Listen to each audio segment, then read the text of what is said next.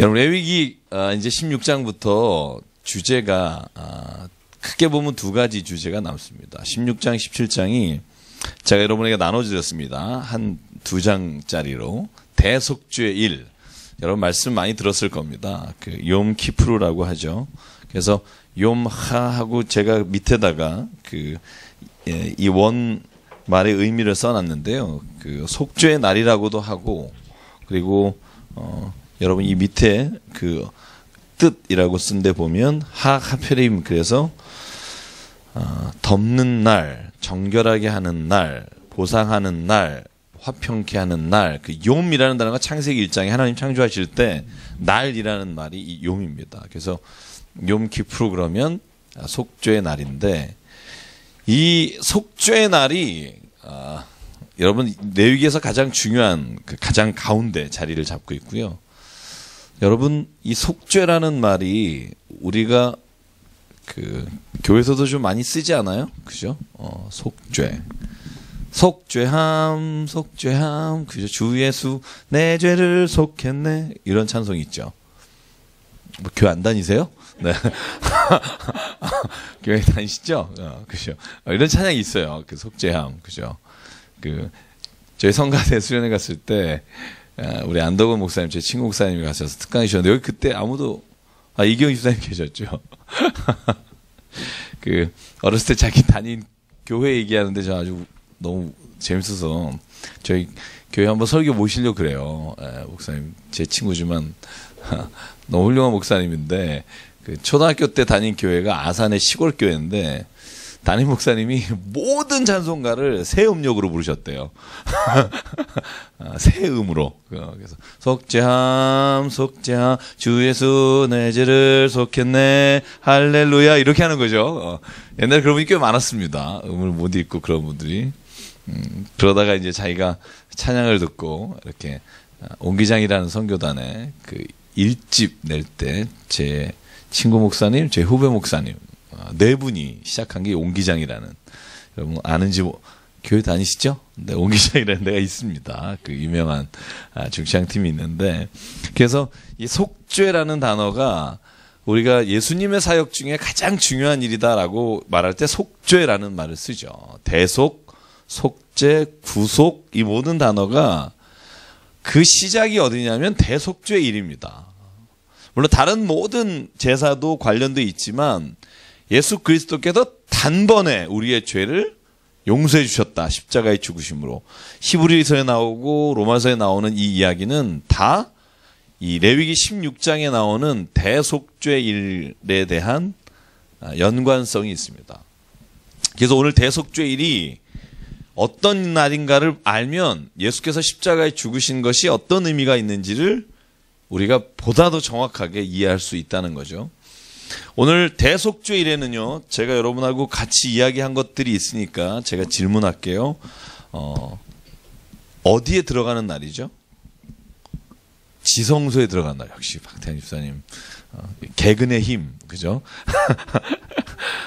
그러니까 머리를 안 쓰셔도 나오기만 하면 알 수 있다는 거죠. 그죠?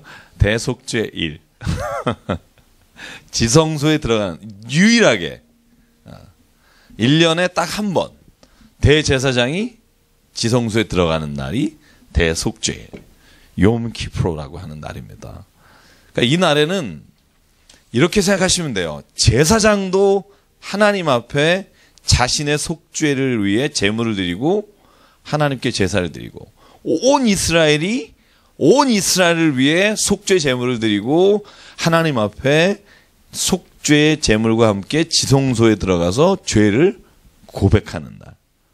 이게 대속죄일입니다. 7월 10일, 일곱째 달 10일에 하라. 그래서 준비하는 기간이 일주일입니다. 일주일 전부터 정결 예식에 들어갑니다. 모든 백성이, 특별히 제사장은요, 이홈하게 나가지도 않습니다. 일주일 동안 이 대속죄를 준비합니다. 자, 오늘 이렇게 본문을 좀 보면 이 날에 뭐를 하라 하고 중요한 세 가지가 나오는데, 제가 한번 여러분도 집중하기 위해서 한번 같이 읽어볼게요. 레위기 16장 1절부터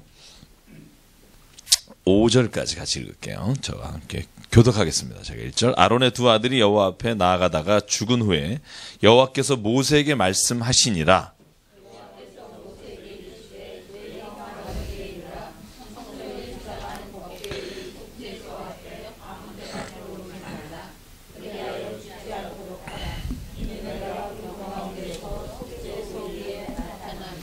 아론이 성소에 들어오려면 숫송아지를 속죄 제물로 삼고 숫양을 번제물로 삼고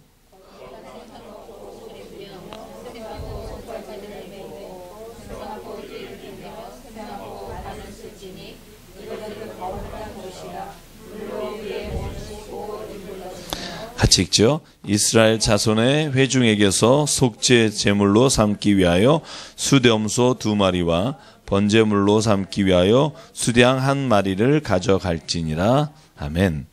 그러니까 아론과 그 자녀를 위해서 숫송아지를 속죄 제물로 드리고 수양을 번제물로 드리고 이스라엘 전체 백성을 위해서 숫염소 2마리를 드리고 그것을 속죄 제물로 드리고 수양 1마리를 번제물로 드리는 겁니다. 그렇게 많이 안 드립니다. 생각보다. 제물이 많은 날이 아닙니다. 의미가 중요한 날입니다. 제가 그 예배에 대해서 그죠? 늘 우리 개신교 예배와 우리 천주교 예배 혹은 우리가 로마 캐톨릭 말고 동방 정교의 예배가 있습니다. 이 대표적으로 기독교의 예배 형태 그러면 이 세 가지를 말하잖아요. 그런데 가장 오래된 게 로마 캐톨릭입니다. 정교회가 나눠진 건 이 동로마 서로마 제국이 나눠지면서 됐기 때문에 이 로마 캐톨릭의 예배는 그러니까 우리나라 기독교 전통의 가장 오래된 예배입니다. 그러니까 그 예배가 어떻게 보면 우리 모든 예배의 근간이 된다는 거죠. 근데 캐톨릭 예배에 굉장히 중요한 이 성막과 관련돼서 아주 비슷하게 드리는 것들이 있어요. 이 성막에는 뭐가 있냐면 성막 안에 들어가면 세 가지가 다 있어요. 우리 인간이 정서적으로 느낄 수 있는 감각에 대한 것들이 여기에 다양하게 있어요. 첫째 뭐가 있냐면 빛이 있잖아요. 그죠? 7등잔의 빛이 있잖아요. 그죠? 시각적인 게 있어요. 그리고 향이 있어요. 후각이에요. 그죠? 오늘도 보면 첫 번째 잘 보시면 지성소에 들어가는 날이잖아요. 들어가는 날 3번을 들어가요. 대제사장이 3번 들어가는데 오늘 본문의 12절, 14절, 15절에 보면 들어갔다 나왔다 들어갔다 나왔다 들어갔다 나왔다 3번 해요. 첫 번째 왜 들어가냐 하면 향을 붙이러 들어가요. 그러니까 분향단에 분을 붙이고 그 분향단의 불을 손으로 들고 지성소 안에 들어가요. 왜 들어가요? 이 향이 냄새로도 풍기지만 그 지성소 안에 향이 가득함으로 하나님의 임재를 이 대제사장이 눈으로 볼 수 없게 하려고 하나님의 임재하심을 드러내기 위해 향을 가져가요. 그리고는 잘 보세요. 오늘 14절에 보면 숫송아지의 피를 가져다가 손가락으로 속죄소의 오른쪽을 그죠? 피를 뿌리고 속죄소를 향해서 앞에 7번 뿌립니다. 손으로 만져요. 그죠? 터치가 있습니다. 그리고 진설병을 이건 이 대속죄에 들어간 날은 아니지만 먹어요. 그죠? 그래서 캐톨릭 예배는 전통적인 예배는 이 3가지가 다 있습니다. 항상. 여러분 캐톨릭 예배 들어가 보셔서 예배 드려 보셨죠? 그러면 거기에 뭐가 있냐 하면 뭐 빛이야 당연히 있고요. 그 빛도 굉장히 예술적으로 들어와요. 스테인 글라스로 들어오거나 아니면 빛을 굉장히 멋있게 해놨어요. 어디든 가면. 제가 그 뉴욕에 갔을 때 그 개신교회도 캐톨릭처럼 저런 교회가 굉장히 많습니다만 그리고 나서 캐톨릭에 꼭 행사가 있을 때마다 향을 피웁니다. 제가 어셈블리 칼리지라고 미국에 있을 때 저희 아내하고 같이 생활이 좀 어렵잖아요. 그래서 부활절하고 크리스마스 때 저희 아내가 어셈블리 칼리지라고 보스턴에서 한 1시간 정도 웨스트로 가면 그 1시간 20분 그 고속도로 90번을 타고 가면 어셈블리 칼리지라는 대학이 있는데 거기 안에 캐톨릭 철치가 있어요. 근데 저희 아내가 거기서 노래를 했기 때문에 그 솔리스트로 와달라 그래서 부활절 크리스마스에 이거 참 죄송한 일이지만 아르바이트 갔었습니다. 이렇게 노래하고 굉장히 많이 받았어요. 그래서 저는 이제 기사로 갔습니다. 기사로 운전하러 가서 그래서 제가 그 1년에 몇 번이라도 가서 캐톨릭 예배를 참석하고 미사에 참석한 게 처음인데 그때 그 저희 아내가 노래를 할 때 옆에서 같이 노래하다가 어떻게 고맙게도 당신도 솔리스타라 해서 저도 돈 받고 같이 둘이 그 예배를 드리는데 이 크리스마스 때 혹은 부활절에 그 장소에 들어가면 향을 피우시더라고요. 근데 이 노래하는 사람한테 굉장히 안 좋대요. 향이 굉장히 진하더라고요.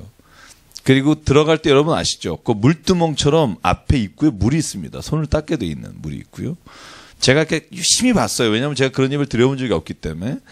그리고 그 앞에 여러분 유카리스트라고 성체를 모시는 게 그 앞에 있습니다. 그래서 신부님든 아니면 모든 교우든 그 유카리스트에서 물러나올 때는 뒤로 보여서 물러나오지 않고요.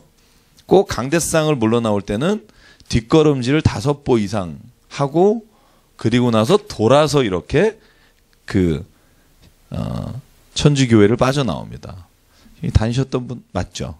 제가 볼 땐 그렇게 하더라고요. 근데 저는 그게 굉장히 낯설었어요. 왜냐하면 우리 개신교는 그런 게 없잖아요. 그런 어떤 예수님이 여기에 계시다 혹은 예수님의 몸을 모셨다 이런 개념이 우리에게는 다르기 때문에. 근데 제가 깨달은 게 뭐냐 하면 제가 왜 이 얘기를 하냐면 대속죄일에 얼마나 엄격하냐면 대제사장 외에 들어가면 죽고요. 심지어 회막문 근처에도 회막문에도 있지 말라 너희들이. 왜냐하면 그날은 하나님과 이스라엘 백성이 마치 피로 언약을 맺는 날이기 때문에 어느 누구도 그 안에 들어가지 말고 대제사장과 하나님만이 그날 이스라엘을 대표해서 정결하게 했다고 약속하는 날이기 때문에 물론 그것이 이스라엘 백성 전체와 하는 날이지만 그래서 개신교 예배는 루터 이후에 이 캐톨릭이 하고 있던 예배에 대해서 비난을 참 많이 했어요. 그 많이 한 것 중에 여러 개가 있지만 이 신부님들 혹은 하나님과 사람 사이의 중재자가 되는 사람들의 역할에 대해서 비난을 많이 했어요. 본인이 수사였음에도 불구하고. 저희도 이제 개신교적 전통을 가지고 우리 개신교를 다니지만 제가 하나 예배 가운데 늘 생각하는 게 뭐냐 하면 우리는 자유함은 있으나 경건함이 떨어질 때가 많다. 이게 항상 그 균형 맞추기가 참 어려운 것 같아요. 그죠? 지나치게 경건하면 그 안에는 자유함이 없고 때로는 그게 굉장히 또 무겁게 짓눌리는 경우도 있고. 그래서 저희가 고민해 봤으면 좋겠다는 생각을 했어요. 늘 예배를 어떻게 하면 좋을까? 예배 자리에 갈 때 우리가 어떤 모습을 가지고 예배를 드리는 게 참 좋을까?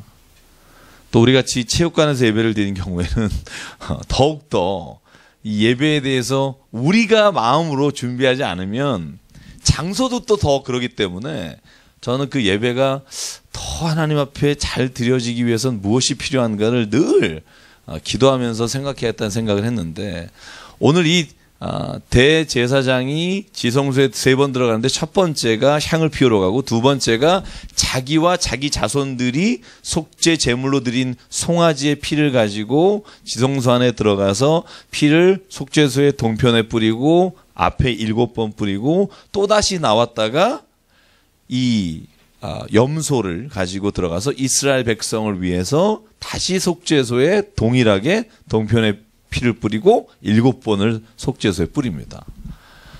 여러분 이게 어떻게 보면 이런 생각 들지 않으세요? 들어간 김에 한 번에 다 뿌리고 나오면 되지.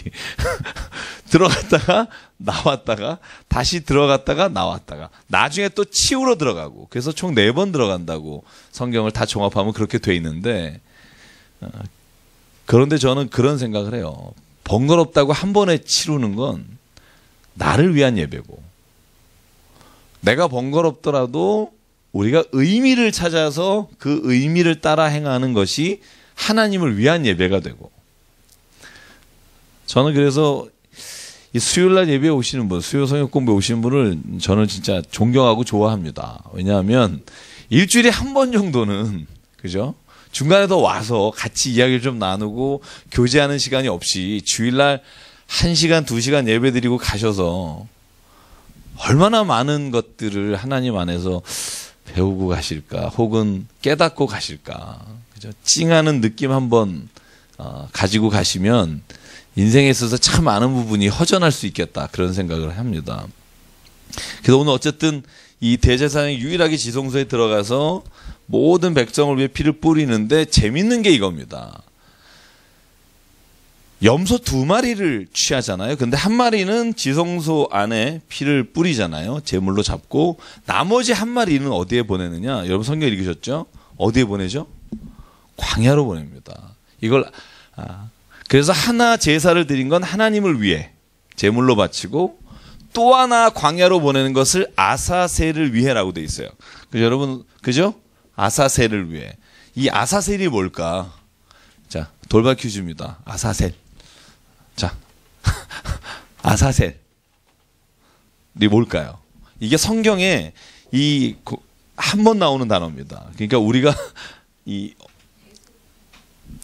대속의 의미의 염소라고 돼 있죠. 그래서 이 아사셀에 원래 여기와 비교할 만한 본문의 단어가 없어서 우리가 흔히 쓸 때는 그러면은 원어에 앞자리의 단어들이나 뒷자리의 단어들 나눠보는 방법이 있는데, 이 아세라는 단어가 실제로 염소라는 뜻을 가지고 있고요. 또 아사셀이라는 단어 중에 아젤이라는 단어가 대속한다 혹은 떠나보내다라는 뜻이 있어요. 떠나보내다. 그리고 여러분, 우리 외경 있죠. 외경. 우리가 제자훈련 때는 했지만, 이 외경이라는 거는 성경 안에 66권에 들어있지 않지만 천주교에 들어있는 성경을 외경이라 그래요. 그죠? 사실은 그리고 그 외경이 원래 개신교에서 쓰던 성경이에요. 그러다가 루터가 종교 개혁을 하면서 원래 유대인의 성경으로 돌아가서 유대인 성경, 히브리 성경을 번역하면서 개신교가 66권의 성경을 가지게 돼 있고요. 원래 천주교는 여러분이 잘 알겠지만 70인 번역을 번역했었기 때문에 공동 번역서라는 게 보면 우리가 쓰지 않는 7개 성경이 들어있어요. 원래는 13개였는데. 근데 거기에 보면 에녹서라는 게 있어요. 외경은. 그래서 외경은요, 읽을 가치가 없다고 말하진 않아요. 위경은 읽을 가치가 없어요. 여러분 뭐 서점 가시면 도마복음서라든가 기타 뭐 별의별 그거 다 있는데, 그거 이제 위경이라고 합니다. 위경. 그러니까는 누가 지었는지 이런 거에 대해서 도저히 가름이 안 가는 성경들이고, 외경은 정확한 연대 측정이 가능하고 누가 썼는지를 대부분 알만한 것들 중에 에녹서가 있어요. 에녹서에 이 아사셀이라는 단어가 나와요. 근데 이 아사셀이라는 단어가 에녹서에 어떻게 되어 있냐면, 하나님 앞에 끝까지 회개하지 않은 영이에요. 악한 영이죠. 그래서 이 아사셀을 위해서라는 말은 그 악한 영을 위해서라는 뜻이 아니라, 아사셀을 위해서라는 말은 우리와 같이 그 아사셀과 같이 끝까지 회개하지 않은 사람들을 위해 이 고난의 길로 염소를 떠나보내는 겁니다. 광야의 길에. 그리고 결국은 염소는 죽어요. 절벽에 떨어져서. 죽게 돼 있어요. 그래서 혹자는 아사셀이 절벽이 있는 광야의 이름일 것이다 라고 말하고, 정확하게 아는 사람은 없습니다만, 이 예식을 왜 취하느냐? 우리가 하나님하고의 관계에서 피를 뿌림으로 죄를 회복하지만, 용서받지만, 우리의 옛 죄와 옛 성품과 우리가 이길 수 없는 우리의 것들, 모든 것들을 광야로 보냄으로 말미암아 떠나보낸다, 우리에게서. 그런 의미를 첫째 갖고 있고요. 두 번째는 여러분, 광야라는 곳이 결국 우리가 삶에 있어서 변화될 수 있는 가장 좋은 곳이다. 여러분, 제가 이런 얘기는 여러 번 하죠. 광야가 없으면 깨달음이 없다. 그래서 여러분, 서강대학교 손봉호 교수님이 쓰신 광야의 영성이라는 책도 있고요. 이 광야에 서 보면 아무 누리는 것이 없는데 그때 하나님의 소리가 들린다. 그게 이 광야의 영성입니다.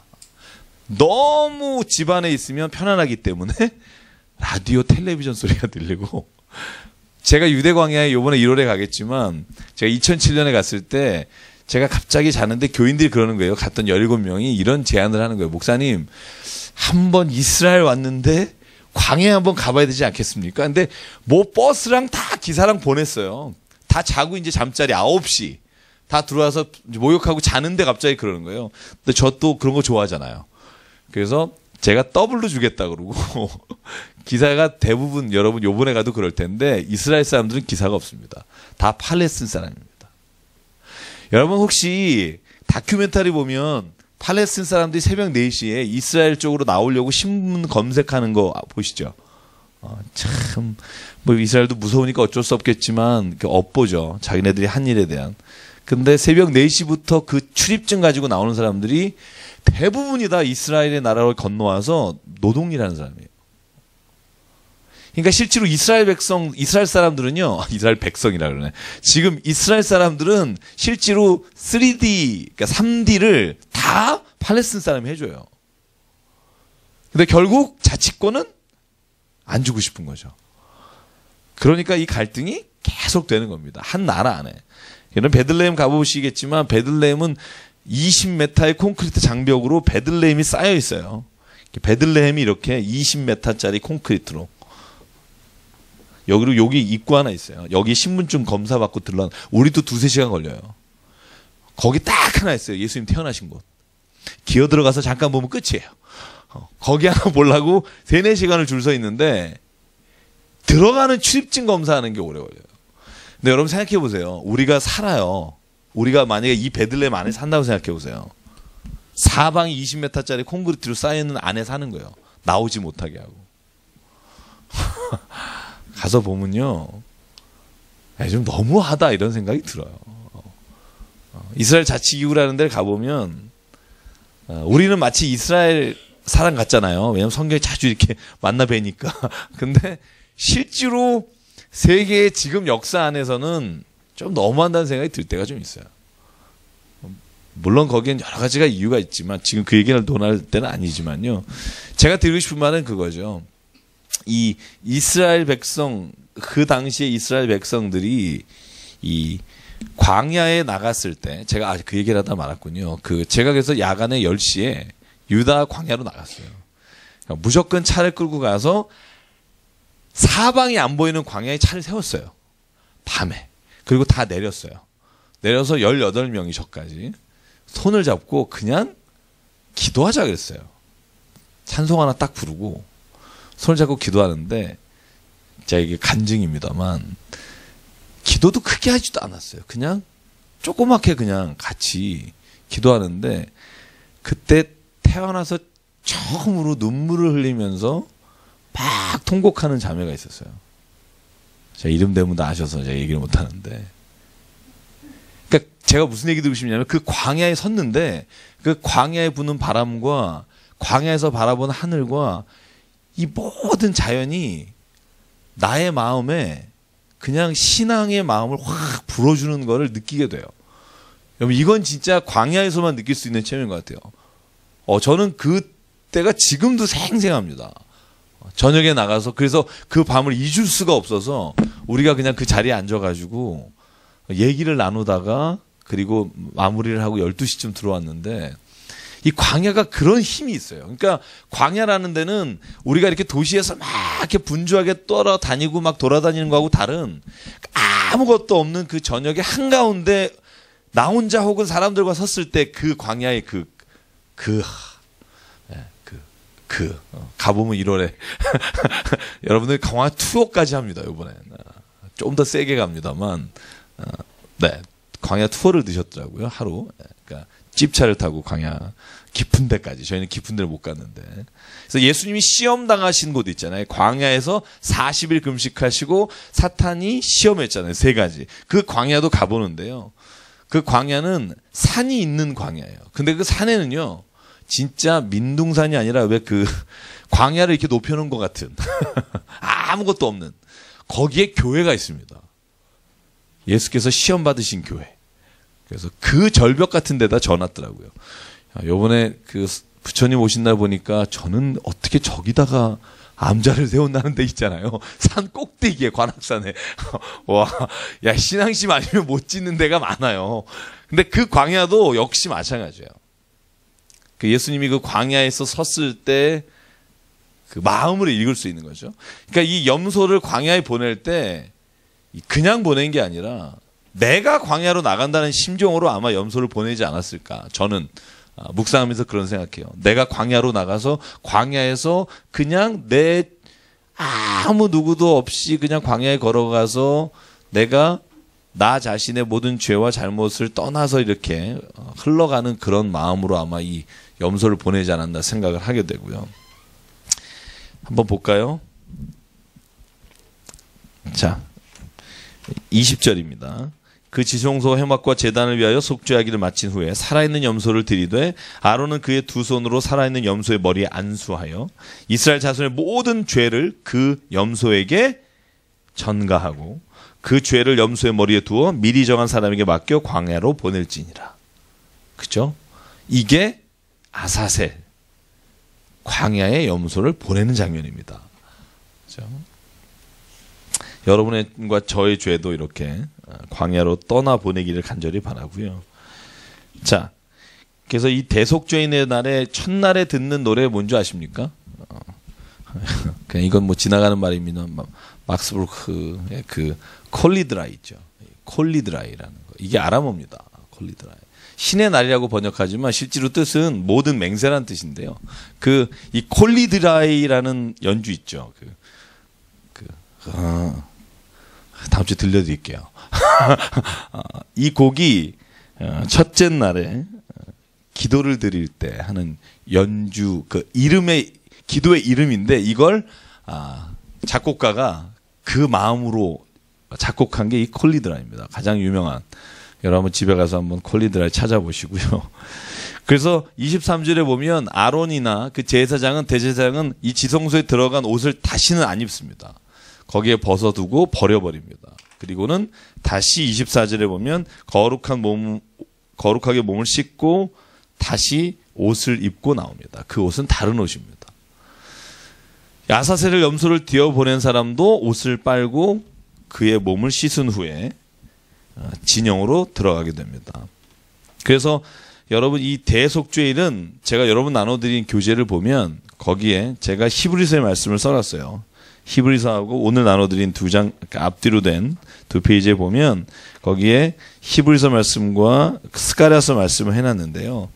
제가 히브리서 9장 25절 28절만 같이 읽죠. 그 2페이지에 맨 중간쯤 보면 히브리서 9장 25절에서 28절 그거만 같이 읽겠습니다. 시작. 대제사장이 해마다 다른 것의 피로써 성소에 들어가는 것 같이 자주 자기를 아니할지니 그리하여 그가 세상을 창조한 때부터 자주 고난을 받았어야 할 것이로되 이제 자기를 단번에 제물로 드려 죄를 없이 하시려고 세상 끝에 나타나셨느니라. 한 번 죽는 것은 사람에게 정하신 것이요 그 후에는 심판이 있으리니 이와 같이 그리스도도 많은 사람의 죄를 담당하시려고 단번에 들이신 바 되셨고 구원에 이르게 하기 위하여 죄와 상관없이 자기를 바라는 자들에게 두 번째 나타나시니라. 아멘. 그 위에 히브리서 9장 19절부터 22절 봐도 이 모든 예수께서 죽으신 것에 대한 설명이 이 대속죄일과 관련되어 있습니다. 단번에 죽으심으로, 죄가 없으신 분이 죽으심으로 다른 모든 죄 있는 사람들의 죄를 구속하셨도다. 이게 예수께서 십자가에 죽으신 사건이 이 대속죄일에 염소를 죽인 것과 숫송아지를 죽인 것과 같은 것이라고 히브리서 기자가 말하는 겁니다. 그래서 히브리서 기자를 뭐라고 말하냐 하면 아마 성전이나 아마 이스라엘 사람 중에 바리새파나 제일을 담당했던 사람일 것이다. 왜냐하면 히브리서 읽어보면 구약의 이야기와 예수님의 이야기, 예수의 생애를 가장 잘 연결한 성경이 뭐냐? 히브리서예요. 그래서 히브리서 읽어보면 첫 번째 아담, 두 번째 아담 이런 얘기도 나오고요. 그죠? 그래서 여러분 히브리서를 잘 읽어보시면 이 구약에 있는 레위기의 말씀이나 이 출애굽기나 민수기의 말씀들을 현대, 그 당시에 예수님 시대에 살아가던 사람들에게 잘 설명해 준 사람입니다. 예수가 누구냐?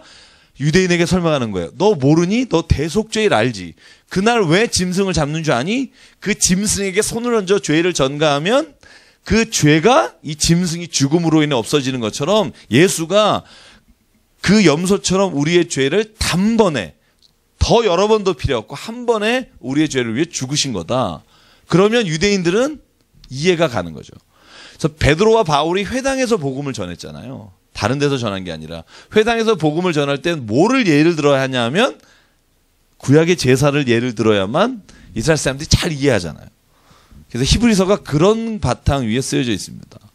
그래서 여러분 히브리서 읽어보시면 아마 그래서 이해하기가 좀 쉬우실 것 같고요.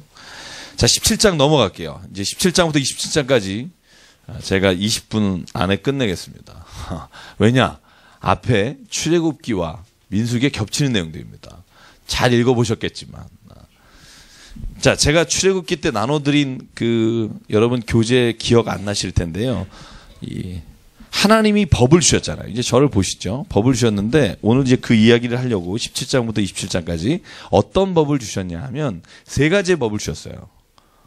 그러니까 여러분 율법을 읽어보면 세 가지의 법으로 나눠져요. 첫 번째는 도덕법이에요. 너의 이웃의 물건을 훔치지 마라. 제발 너 거짓 증언하지 마라. 그리고 너의 주변의 사람이 줄이면 그 사람에 먹을 걸 줘라.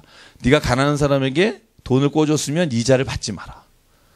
그런 것들이 실제로 이 사람과 사람 사이에 관계된 도덕법이 있습니다. 그죠? 그리고 너가 다른 형제에게 무엇 하지 마라. 또 한 가지의 법이 있습니다. 그게 뭐냐면 시민법입니다. 이 시민법은요, 형벌과 그 다음에 가난한 자를 구제하는 것과 아버지와 자녀와 이런 모든 사람과 사람 사이의 법을 정해놓은 법이 있습니다. 이 도덕법과는 좀 다른 것은 도덕법은요, 처벌받지 않습니다. 여러분 애매한 것을 정해준 남자가 잘하는 게 뭐죠? 이걸 안 한다고 결창 출동 안 합니다. 사이렌 울리지 않습니다. 그게 도덕법입니다. 마음의 법. 그러나 꼭 지켜야 되는 법이고. 또 하나의 법이 근데 성경에 있어요. 율법에는. 뭐가 있냐면 하나님의 법이 아니라 우리가 이 의식법, 리추얼이라고 하는데 의식법이 있어요. 그러니까 하나님과 관계된 법이 있어요. 너희는 이렇게 주의를 지켜라. 안식일을 지켜라. 너희는 이렇게 성막을 져라. 그죠? 그러니까 실제로 교회를 다닌다, 내가 하나님을 믿습니다 하면 도덕법과 시민법까지는 세상 사람들도 다 인정하죠. 근데 도덕법과 시민법을 뛰어넘어서 우리가 신앙인이라고 하면 하나님과 관계에서 지켜야 될 것을 지키는 사람을 누구라고 말하냐면 신앙인이라고 말해요. 그래서 종교의식법을 지키는 사람, 그 사람이 신앙인이고 그걸 지키지 않는 사람은 신앙인이 아니다라고 말할 수 있다는 거죠. 무슨 말인지 이해가 가시죠? 그래서 우리가 율법을 읽어보면 율법에는 사람과 사람 사이의 관계 혹은 우리가 마음으로 짓는 죄에 관한 것들이 있지만 오늘 저희가 이제 읽겠지만 하나님과 관련된 종교의식법이 있습니다. 자, 한번 17장 10절을 볼까요? 피를 먹지 말라. 여러분 이런 얘기 많이 들었죠? 피를 먹지 마라. 우리 먹죠. 선짓국 드시고 뭐 우리가 직접 가서 피를 먹진 않지만 왜 그냥 그걸 먹는 거에 대해서 지금은 뭐라고 안 할까? 생각해 보신 적 없으세요? 내가 너에게서 피를 찾을 것이다. 이런 본문이 굉장히 많잖아요. 레위기에. 왜냐하면 피는 너의 생명이기 때문에 그렇다. 내가 너에게 생명을 찾겠다. 그러므로 피를 먹지 마라. 피는 부정한 것이니 흘리는 자는 일주일 동안 정결 예식을 취해라. 이런 것도 있단 말이죠. 근데 왜 우리는 다시 피를 먹고 피를 수혈받는가? 그죠? 여러분 여호와의 증인이나 이단들 중에 수혈 안 받는 사람이 있어요. 수혈 안 받아서 아들이 죽었을 때 부모님이 저번에 한번 정확히 기억은 안 납니다만 아마 법적으로 판결을 받았을 거예요. 자녀에게 수혈 안 해서 죽게 돼서. 그래서 여러분 잘 생각해 보면 그 사람들은 이렇게 말해요. 구약에 있는 대로 지킨다. 여러분도 어떻게 생각하세요?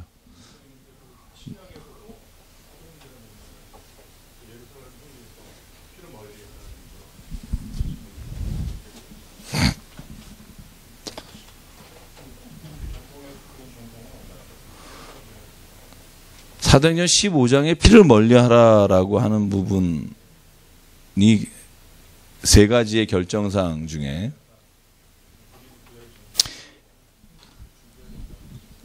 그러니까 제 질문 그렇죠. 제 질문도 그겁니다. 예. 그러니까 왜 피를 지금은 우리가 수혈을 받거나 이거에 대해서 우리 기독교에서는 뭐라고 안 할까? 이때는 수혈이라는 게 없었잖아요. 이때 수혈이라는 게 나온 게 뭐 20세기에 들어설 텐데 수혈을 받지 않는다 이런 것들은 그러니까 그 당시에는 판단의 기준이 없죠. 이 당시에는. 근데 피를 멀리하라고 했으니까 그걸 지금 적용해 보면 아 수혈을 받으면 안 되겠다. 왜냐하면 너에게 피를 찾을 것이다.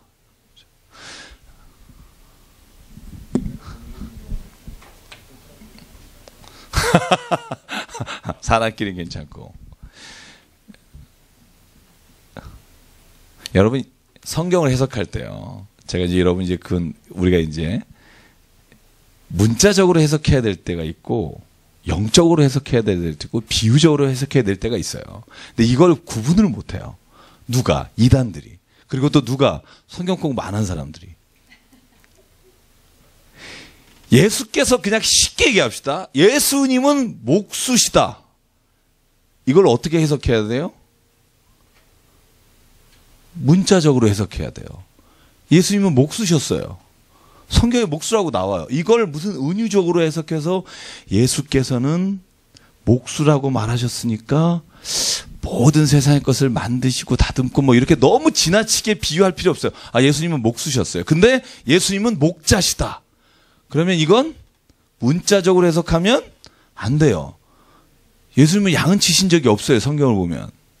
그러면 무슨 말이에요? 예수께서는 모든 믿는 자를 이끌어 가시는 목자와 같은 분이다 가잖아요. 그죠? 근데 이걸 거꾸로 해석하는 게 이단이에요. 제가 씨 뿌리는 비유 신천지 해석하는 거 보고 아주 막 실소를 금할 수가 없는데 무식하면 용감하잖아요. 그죠? 어떤 분은요. 제가 정말 답답한 게 뭐냐면 다윗이 물맷돌 5개를 가지고 나가잖아요. 그죠? 그 성경 그쵸? 성경 아시죠? 네. 근데 5개를 가지고 나가는데 어느 분이 책에다 그런 얘기를 쓴 거예요. 이 5개의 돌의 의미. 그래서 첫 번째 돌 믿음의 돌, 두 번째 돌 사랑의 돌, 세 번째 돌 축복의 돌. 이래서 설교하신 분이 있어요. 그걸 또 따라서 많이 해요. 근데 아니 돌을 짚다 보니까 5개를 짚은 거고요. 실은 하나밖에 안 썼잖아요. 4개는 못 썼잖아요. 어떤 분은요, 예수님이 5,000명을 먹으시고 12광주리를 남기셨다. 이 12광주리의 의미를 또 파악하신 분이 있어요. 첫 번째 광주리는 예수께서 무슨 광주리다. 이건요, 너무 비유적으로 해석할 필요가 없다고 저는 생각해요. 그냥 제자 12명이 바구니 갖고 돌아다니다 보니까 12광주리가 있지 않았겠어요? 저 공감이 안 되세요? 음식을 나눠주고 12제자가 광주리 가지고 걷었을 거 아니에요. 그죠? 그러니까 13광주리다, 14광주리다, 이거 가지고 막 심각하게 막 너무 비유적으로나 영적으로 해석하는 사람은 이단이 될 확률이 큽니다. 그러니까 저는 피를 찾겠다 이 말은 니네 수혈하지 마라, 너네 피를 내가 족보대로 찾는다가 아니겠죠. 왜? 왜 그럴까요? 하나님이 천지를 창조하시고 인간을 창조할 때 생기를 불어 넣으신 것이 인간에게 주신 유일한 차이점인데 피를 찾는다는 말은 뭐냐 하면 우리의 육신의 것을 찾겠다는 말이잖아요. 근데 하나님은 우리의 영의 자녀이기 때문에 하나님이 우리를 찾으실 때 피를 찾으시겠어요? 아유, 혈액형 똑같으면 얼마나 힘드시겠어요. 그러니까 피를 찾는다는 말은 구약시대의 가장 중요한 의미가 뭐냐면 생명에 관한 거예요. 생명을 함부로 해치지 마라. 제가 아까 읽진 않았지만 17장에 이런 이야기가 덧붙여 있어요. 뭐냐 하면 너희가 순염소를 잡을 때 회막문 밖에서 잡지 마라. 그것은 이방인들이 하는 짓이다. 이 말은 뭐냐 하면 함부로 살생하지 말라는 거예요. 그렇죠? 그러니까 실제로 우리가 많은 경우에 본문을 해석할 때 문자적으로 해석하지 않는 부분을 문자적으로 안 하기 때문에 우리가 비교적 유대인들이나 혹은 다른 사람보다 자유롭게 성경을 해석하는 겁니다. 왜냐하면 이건 비유적으로 해석하는 게 가장 맞기 때문에. 그래서 여러분 피를 찾겠다, 뭐 피를 먹지 말라 이런 부분이 성경 안에 있지만 이것이 실제로 피를 지금 개념으로 먹는 뭐 선짓국 이런 개념이 아니라 그 당시에는 피를 흘리거나 피를 먹는다는 것이 생명을 해치는 것과 관련돼 있기 때문에 그래요. 함부로 생명을 해치지 말라는 거예요. 짐승일 경우라도. 그래서 율법에요. 짐승을 잡을 때도 법이 있어요. 그러니까 실제로 제사를 위해서 할 수 없이 짐승을 잡지만 짐승을 잡을 때도 가장 적합한 방법과 적합한 절차를 통해서 해라. 그래서 여러분 11절에 보면 육체 생명은 피에 있습니다. 이 말은 하나님이 피를 마지막 때에 찾겠다는 말로 저는 해석하면 위험하다는 거예요. 그러면 피가 다 말라서 죽은 사람은 어떻게 할 거예요? 그리고 생각해 보세요. 지금 무덤에 있어요. 무덤에 들어가면 다 뼈밖에 안 남잖아요. 피를 어떻게 DNA 분석해서 하실 수도 없고. 그러니까 문자적으로 생각하면 우리가 이해할 수 없는 부분이 참 많다는 거죠.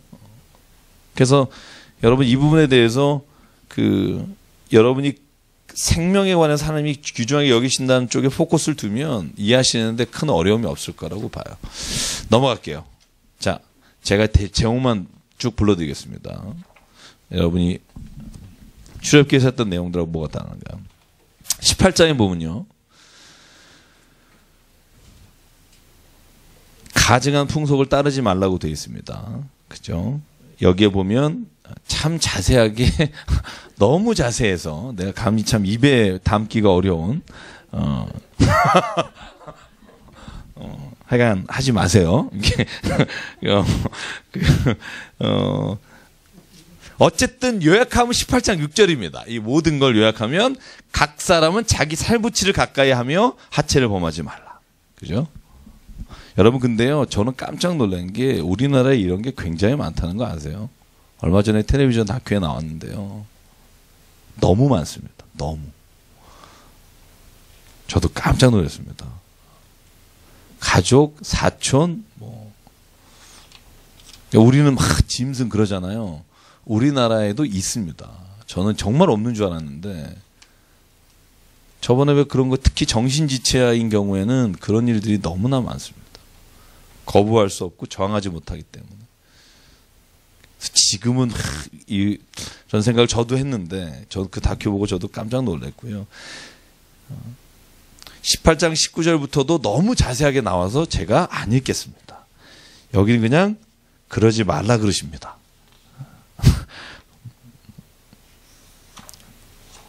하지 마십시오. 자, 19장 보면 10계명이 간단하게 나옵니다. 레위기에. 너의 부모를 공경하라, 안식을 지켜라, 신상을 만들지 마라. 19장 3절 4절. 그리고는 화목제물을 여호와께 드릴 때 기쁘시게 받도록 드려라. 이게 가장 중요한 겁니다. 19장 5절. 이게 아마 하나님이 가장 원하시는 게 아닐까. 기쁘게 받으시도록 드려라. 네 기분에 드리지 말고 기쁘게 받으시게.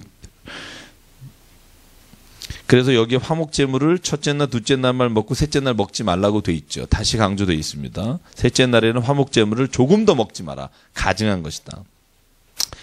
11절 도둑질하지 말라. 13절 이웃을 억압하고 착취하지 말라. 15절 너희는 재판할 때 불의를 행하지 말며 가난한 자의 편도 들지 말고 세력 있는 자를 두둔하지 마라. 이거 출애굽기에도 나왔죠. 그죠? 그러니까 가난한 사람 편 들어라 이런 게 없어요. 가난한 사람은 도우라고 돼 있지. 재판을 할 때 공의롭게 할 때는 가난한 사람이라고 편들지 말라는 거예요. 저는 이게 참 하나님이 지혜로우신 것이라고 생각하고요. 17절 형제를 미워하지 말라. 자, 19장 26절 너희는 무엇이든지 핏째 먹지 말며 또 나오죠. 점을 치지 말며 술법을 행하지 말며. 어떤 학자는 그래요. 핏째 먹을 때 인간에게 생기는 바이러스나 전염병이 굉장히 많을 수 있다. 그렇게 저번에 제가 세 가지 말씀드렸죠.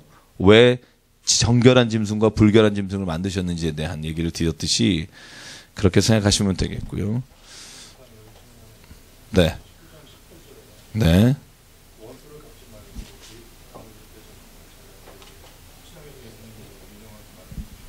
네.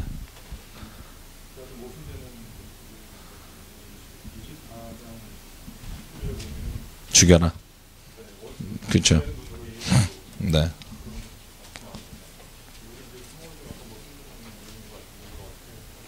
그러니까 실제로 이런 이야기들이 성경 안에 꽤 나오죠. 그죠? 성경 안에 꽤 나옵니다. 그러니까 예를 들면 예수께서 하신 말씀 중에 너는 원수는 미워하라 들었으나 내가 너에게 말하노니 원수도 사랑하라. 그런 본문이 있고요. 여기에 지금 19장 18절 말씀하신 거 내 이웃 사랑하기를 내 자신같이 하라. 근데 요 좀 차이가 있죠. 예수님의 말씀과. 뭐가 차이가 있으세요?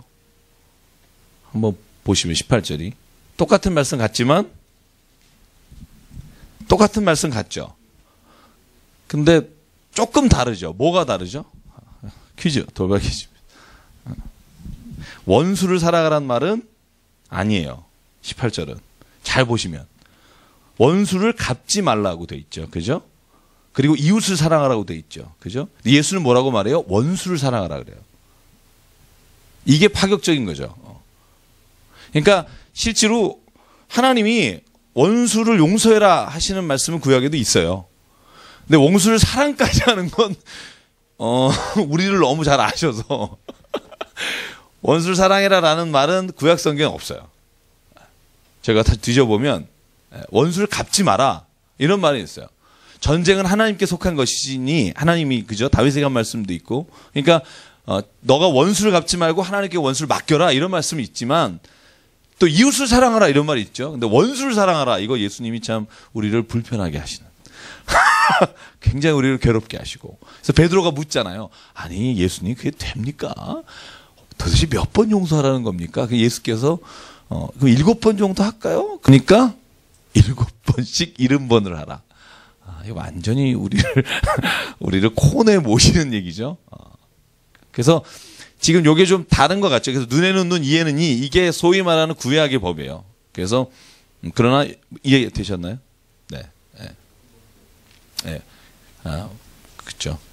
이게 좀 예수께서는 진짜 그 마태복음 5장에 보면 세 가지는 파격적으로 푸세요. 파격적으로 열어놓으세요. 네. 원수도 사랑하라. 야, 이건 정말 원수를 사랑하십니까? 우리 여기 곽성인 교수님 하실 것 같은데. 네네. 때에 따라 달라고 조금씩. 예, 그죠. 안쓰러울 때.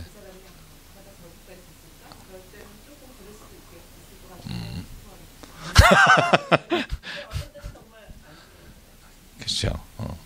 그러니까 많은 거는 취했는데 가져갔는데 실제로는 불쌍해 보이는 사람 있잖아요. 그럴 때 이런 마음이 들죠. 먹고 떨어지십시오. 이런 마음이 들 때 있잖아요. 그죠? 아우, 그래. 그렇게 갖고 싶니? 이런 마음이 들 때 있잖아요. 그죠? 근데 예수님은 원수를 사랑하라. 네.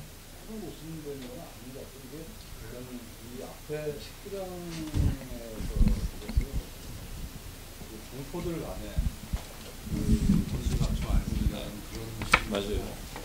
24장 여기는 여호와 하나님에 대한 그 모독이나 이런 거에 대해서는 얘기하는 뜻인 것 같아요. 그러니까 여호와 이름을 모독하면이라고 24장에 나오지만, 그러니까 구약의 하여간 일관된 주장은 뭐냐면 너희가 이웃을 해하면 똑같이 갚으라는 게 원래 가지고 있는 사람 사이의 법이에요. 그리고 특별히 그게 하나님과 관련돼서도 마찬가지고. 근데 여기에 지금 18절에는 이웃을 사랑하기를 내 자신같이 하라 이 말이 마치 원수를 사랑하라로 이렇게 읽혀져서 그래요. 근데 실제로 그 본문이 아니라는 것만 아시면 큰 네. 그리고 실제로요 제가 마태복음 연구할 때요 그거 갖고도 싸웠어요. 뭐냐 하면 이거는 여러분 여담으로 들으십시오. 형제를 이스라엘 백성들은요 네 형제를 사랑할 때 그 형제의 개념이 이방인은 아니에요. 그러니까 형제를 사랑하라는 단어가 이스라엘 백성 안에서만 사랑하라는 얘기예요. 그렇게 해석하는 사람이 있어요. 저와 같이 공부했던 사람들 중에. 근데 우리는 그렇게 해석하지 않아요. 왜냐하면 우리 이미 복음이 임하면서 바울이 오면서 이 형제의 개념이 확장됐다고 보는 거죠. 그런데 원래 오리지널 이스라엘 백성은 형제는 자기네만이에요. 그래서 여러분 보세요. 돈을 꿔줄 때 이방인한테 꿔주고 일일이 받아도 돼요. 유대인들은. 그런데 자기 백성한테는 이자를 받으면 안 돼요. 율법이 달라요. 원래 이스라엘 백성들의 생각이 그래요. 그래서 이스라엘 백성이 유대인이 돈 번 데가 언제예요? 돈 번 때가 언제예요? 이슬람하고 기독교하고 전쟁할 때예요. 그때 양쪽에 돈 꿔주고 고리대금 떼어먹어서 돈 번 게 유대인이에요. 그래요. 여러분 유대인들 대단합니다. 2차 대전 때도 마찬가지예요. 여러분 화폐의 전쟁이라는 책 보면 로스차일드 집안이 어떻게 돈을 이 전쟁의 한가운데서 독일에 꿔주고 반대 미국에 또 꿔주고 돈 번지에 대한 게 나와요. 이 유대인들의 머리. 그죠? 그러니까 이방인에 대해서는 돈 꿔주고 이자 받는 게 하나도 불편하지 않아요. 동족에 대해서는 그러면 안 돼요. 그래서 형제의 개념이 어디까지냐 할 때 유대인들은 지금도 형제가 자기의 동포에 국한되지만 저희는 베드로가 이미 고넬료에게 세례를 베풀고 이방인에게도 성령이 내리시고 복음이 전파될 때 형제의 개념이 확장됐다고 보는 거죠. 그래서 그 논쟁은 아직도 있습니다. 신학적 논쟁. 그러나 저는 여기의 형제를 사랑하라 할 때는 이 형제는 우리가 동포가 아니라 모든 민족의 사랑의 개념이 확장됐다고 그때 디베이팅하고 싸웠던 기억이 나요. 어쨌든 하여간 자세히 성경을 읽으셔서 감사합니다. 야, 이렇게까지 읽으시면서, 야, 참. 자, 20절 좀 꿀꿀한데요. 반드시 죽어야 하는 죄가 있습니다. 20장 2절. 자식을 어디에다 바쳐요? 몰렉에게 주면 반드시 죽인다. 이 몰렉이라는 게 뭐죠? 불태워 죽이는 거예요. 그 가나안 땅에 정착했을 때 몰렉이라고 하는 신에게 주는 제사는 뭐냐면 자식을 몰렉에게 불태워 드리면 몰렉이 풍요롭게 그리고 그 정권을 그 사람을 안전하게 이끌어 준다는 게 있어서 몰렉에게 자식을 바쳐요. 성경에 몰렉에게 자식을 바치는 사람이 나와요. 열왕기하 역대하에 누구죠? 여러분 작년인가 재작년에 했어요. 누구죠? 성경에 보면 그 사람 때문에 이스라엘이 멸망한다. 특히 남유다가 멸망한다. 이렇게 되어 있어요. 요시야의 할아버지예요. 누구죠? 므낫세입니다. 므낫세가 여러 명 있죠. 그러나 이건 왕 므낫세입니다. 55년 통치했을 거예요, 아마. 남유다에 55년 통치하는 동안 하나님 보시기에 지극히 악하게 행했더라. 이 왕입니다. 그리고 므낫세로 말미암아 너희 나라가 멸망할 것이다. 그래서 요시야가 609년에 전투하다 죽거든요. 이 할아버지와는 달리 굉장히 종교개혁을 일으키고 열심히 했지만 결국은 므낫세 때가 아니라 그 다음에 나라가 멸망하게 된 게 이 므낫세가 자기 아들을 몰렉에게 바쳤다라고 성경 읽어보시면 나옵니다. 그래서 이 당시에 굉장히 유명한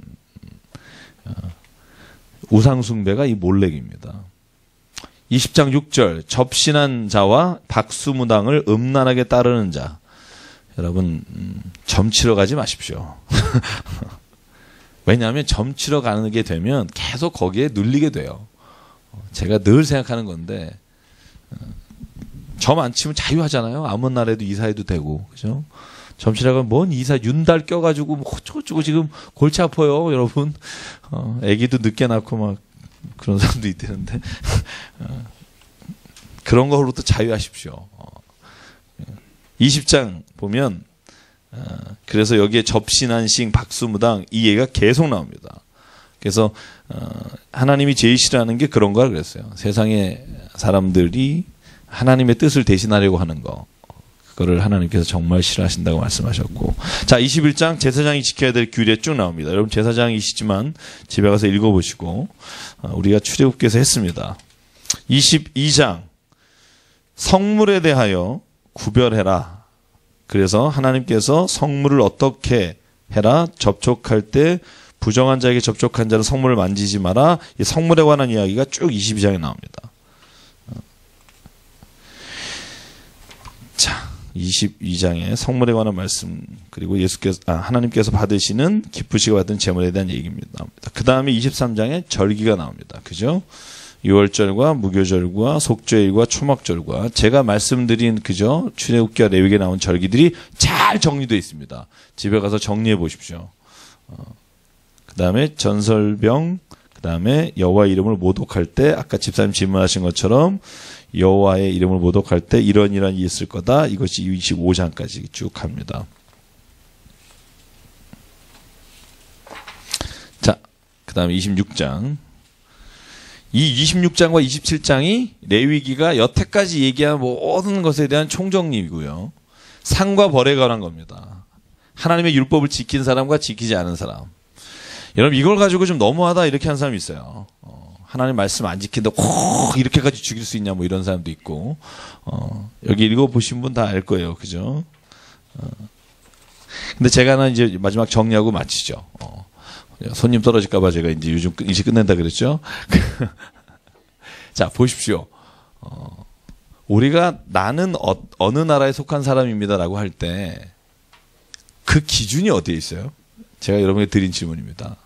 내가 대한민국 사람입니다. 그러면 대한민국 사람이라고 말하는 이유가 뭐죠? 피부 때문에 그래요? 뭐 때문에 그럴까요? 속지주의, 속건주의, 그죠? 근데 그냥 심플하게 얘기하면 나는 대한민국 사람이다 그러면 나는 대한민국의 법을 지키겠다는 거예요. 그죠? 미국 시민은 미국 시민으로서 미국 시민법을 지키면 되고요. 그죠? 만약에 미국 시민이 대한민국에 살고 있으면 미국 시민이지만 대한민국의 법을 지켜야 되는 거죠. 그죠? 이렇게 보기 어려우세요? 그죠? 제가 드린 말씀이 그거예요. 내가 하나님의 백성입니다. 내가 진짜 하나님의 나라에 속한 사람입니다. 그러면 그걸 뭐로 내가 너를 그걸 어떻게 알지? 그러면 하나님이 아는 기준을 주신 게 뭐냐? 하나님의 법이에요. 그래서 하나님이 심플하게 말하는 거예요. 너희가 나의 법을 지키면 내가 너를 나의 자녀인 줄 알겠다. 네가 만약에 내 법을 우습게 알거나 내 법을 지키지 않으면 너는 내 자녀가 아니다. 왜? 너는 내 백성이고 나에게 속한 자이기 때문에. 근데 이걸 막 너무하다 그러지 마세요. 대한민국의 법이 있어요. 그죠? 때로는 대한민국의 법이 미국에 가면 이상한 게 있어요. 여러분 그런 게 있습니다. 그러나 대한민국 사람은 대한민국의 법을 지키지 않으면 처벌받아요. 그죠? 제가 가끔 농담으로 그런 얘기해요. 무인도에 두 사람이 살고 있으면 토지법이라는 게 필요 없어요. 그냥 땅 긋고 살면 돼요. 무슨 땅을 재서 왜 그래요? 사람이 많아지니까. 그죠? 그러니까 실제로 법이라는 게 이 땅에서는 인간관계나 필요에 의해서 만들어지지만 하나님의 법은 하나님과의 관계 안에서 나는 하나님이고 너는 피조물이라는 것을 관계 안에 지키게 하실 때 하나님이 주신 게 법이에요. 너희가 예배할 때 이렇게 예배하라. 그러지 않으면 정말 너는 나를 하나님으로 나를 여긴다고 생각하지 않겠다. 저는 그래서요. 믿음으로 사는 사람이 더 힘들어요. 제가 여러분 지난주에 우리 장례식장 가서 제 설교한 고린도전서 15장 기억하시죠? 네가 예수님 믿는다고 하는데 부활을 믿지 않으면 정말 세상에서 불쌍한 사람이다. 왜? 아니 세상에서 화끈하게 놀지도 못하고 그렇다고 그냥 교회는 나와가지고 힘들어하고 그러니까 아예 나올 거면 하나님을 믿을 거면 확 믿어라. 그러면 그게 너 안에 참 자유함이 있다. 그죠?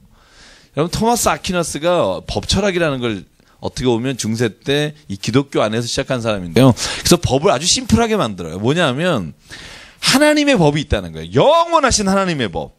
여러분 그걸 아세요? 아무도 몰라요. 하나님만이 가지고 있는 법. 이거 eternal law라고 해요. 영원하신 법. 그래서 하나님이요. 영원하신 법을 우리가 알 수 있도록 우리의 언어로 바꿔주셨다. 이게 유명한 토마스 아퀴나스가 말한 법을 전공하신 분은 항상 이 말을만 배우실 텐데 자연법이라는 게 있어요. natural law. 그러니까 영원하신 eternal law, 하나님의 법이 세상 가운데 우리의 언어로 바꿔주신 게 자연법이에요. natural law라고 해요. 자연법. 이 자연법은요. 양심의 법도 포함되지만 여기서 파생된 게 시민법이라든지 혹은 성경에서 말하고 있는 하나님의 법, divine law라고 해요. 신의 법이라고 말하는데 이 모든 걸 포함하는 것이 소위 하나님이 가지고 계신 법을 세상에 적용할 때 이렇게 신학적으로는 표현을 해요. 제가 이 얘기를 왜 드리냐 하면 하나님의 영원한 법이 우리에게 어떻게 지켜져야 하냐면 세상의 시민법도 지켜야 한다는 거예요. 이 세상에 주신 법도 하나님이 주신 거라고 믿는다라는 게 토마스 아퀴나스의 생각이에요. 왜냐하면 하나님은 모든 사람에게 동일한 양심과 이성을 주셨고 이성과 양심으로 출발된 법은 하나님의 손 안에 있다. 저는 그거를 어느 정도 인정합니다. 잘못된 법이 있다고도 생각하지만, 그런데 크리스찬 혹은 믿음의 사람들에게는 또 하나의 법이 있다는 거예요.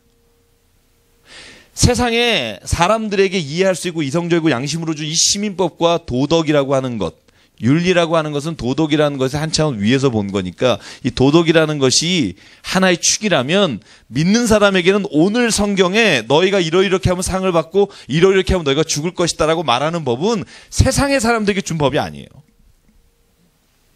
누구에게 주신 거냐? 믿는 자에게 주신 법이라는 거죠.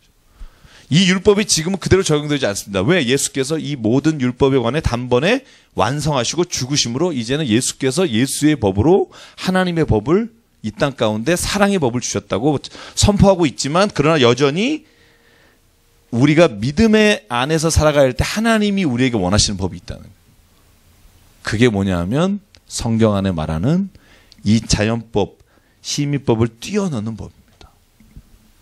너의 형제가 속옷을 달라면 겉옷을 주며 오리를 가자면 십리를 가고, 아까 말씀하신 대로 이웃은 누구나, 여기 이웃 사랑하지 말라는 사람이 어디 있어요? 그러나 원수를 사랑하라는 법은 시민법이 없어요. 그러나 하나님은 하나님의 자녀에게 원하는 게 있다. 원수도 사랑하는 길을 너희가 가기를 원한다. 하나님의 법이 있어요. 여기엔 뭐가 또 있느냐? 예배가 있어요. 세상의 시민법에는 예배라는 게 없고 법이 없어요. 그런데 여기에 뭐가 있어요? 10계명의 1, 2계명부터 4계명까지가 신의 법이에요. 어떻게 보면 하나님과 믿는 자에게 주어진 법이에요. 5계명부터 10계명까지는 시민법이에요. 부모를 공경하라, 도둑질하지 말라, 가늠하지 말라, 살인하지 말라, 이런 것들은 시민법. 근데 믿는 자에게는 너 나 외에 다른 신을 섬기지 마라, 우상을 만들지 마라, 내 이름을 망령되이 일컫지 마라, 안식일을 지켜라. 왜? 하나님의 자녀인 것이 어떤 것으로 알 수 있느냐? 하나님의 법을 지키느냐 안 지키느냐를 알 수 있다. 마치 대한민국 사람은 대한민국의 법을 지키며 살아가는 것처럼, 하나님이 그래서 26장과 28장에 26장 3절만 볼게요. 너희가 내 규례와 계명을 준행하면 내가 너희에게 철따라 비를 주리니 땅은 그 산물을 내고 밭의 나무는 열매를 맺으리라. 한번 26장 5절 여러분 읽어볼래요? 시작. 너희의 타작은 포도 딸 때까지 미치며 너희의 포도 따는 것은 파종할 때까지 미치리니 너희가 음식을 배불리 먹고 너희의 땅에 안전하게 거주하리라. 아멘. 그래서 오늘 여기까지 할 텐데요. 성경을 띄엄띄엄 읽지 마십시오. 제가 어느 분 설교하는 말씀 드렸는데 저 그거 보고 아주 뒤집어지는 줄 알았습니다. 이렇게 질문하시더라고요. 여러분, 수고하고 무거운 짐진 자들아, 그 본문 다 아시죠? 한번 외워볼까요? 하니까 시작. 수고하고 무거운 짐진 자들아 다 내게로 오라. 내가 너희를 편히 쉬게 하리라. 그죠? 그 다음은 무슨 내용이죠? 아무도 몰라. 아무도 몰라. 네. 우리 아시는 분 있겠죠? 네. 뭐죠? 그죠? 내 멍에는 쉽고, 그죠? 그러니까 또 하나 해볼까요? 여러분 좋아하시는 욥기서 말씀, 내 시작은 시작, 내 시작은 심히 미약하나 나중은 심히 창대하리라. 그죠? 그 다음엔 뭐죠? 아무도 몰라요. 그러니까 성경을 우리가 외우거나 읽을 때 그 본문만 딱 외우고 있으니까 그걸 이제 음식점에 붙여놓잖아요. 그죠? 그 목사님 하시는 말씀 듣고 아주 제가 정말 굉장히 뒤집어졌는데, 자기네 교인 중에 망한 집은 딱 그거 붙여놨대요. 음식점에 가보면 딱 그거 붙여놓고 망했다 그러더라고요. 왜? 그 다음 말을 모르니까. 그까지만 듣고, 그죠? 이 말씀이 의미하는 바가 문맥 안에서 봐야 되는데, 그 문맥 전체 중에 이런 거죠. A부터 Z 중에 D만 빼가지고 붙여놓고 이대로 될 줄 믿습니다 하니까 성경 전체를 봐서는 아유, 이렇게 붙여놓으면 참 어려움이 많겠는데, 이렇게 보이는 사람이 있다는 거죠. 그죠? 그래서 성경을 여러분이, 우리가 다 여기서 못 보더라도 성경을 좀 주의 깊게 읽고 보시면은, 우리가 성경 안에서 하나님이 주시는 자유함이 있습니다. 그리고 깨닫는 말씀이 있고요. 그래서 오늘 이 레위기를 마치려고 합니다. 26장, 27장은 한번 집에서 읽어보시고 27장은 또 벌은 무서워요. 상만 읽지 마시고 한번 또 왜 이래 이렇게 읽지 마시고 하나님이 우리와 이런 관계를 진짜 원하시는구나. 진짜 어렵지 않아요. 왜? 진짜 단순해요. 하나님은 진짜 원하는 게 뭐냐만 알면 돼요. 뭘 원하시죠? 딱 하나요. 나를 믿어라. 그죠? 모든 얘기를 풀면 그거예요. 나를 믿어라. 어찌 아버지가 자녀에게 돌을 주며 뱀을 주겠냐? 믿어라. 결국 보면 다 그거예요. 믿으면 내가 너에게 부는 것, 너에게 주어지는 게 뭔지를 네가 알게 된다. 근데 네가 못 믿으면 너는 너에게 가는 모든 게 다 괴로움과 고난과 불평과 한숨이 되겠지만 나를 믿으면 내 자녀들에게 내가 무슨 일을 행하는지 네가 볼 것이다. 영안이 열린다. 그래서 사는 여러분, 저와 여러분이 주의 말씀을 그런 차원에서 좀 읽기를 바라고요. 민수기입니다. 민수기. 민수기는 이스라엘의 역사, 출애굽 이후의 역사가 가장 많이 나옵니다. 그래서 여러분 민수기를 좀 꼼꼼히 읽어보면 이스라엘의 길을 알 거고 겹치는 건 빼고 없는 내용만 하겠습니다. 다른 레위기나 신명기에 없는 말씀들. 그래서 여러분 하여간 우리 한번 끝내봅시다. 잘 끝내보도록 하고요. 잠깐 기도하겠습니다.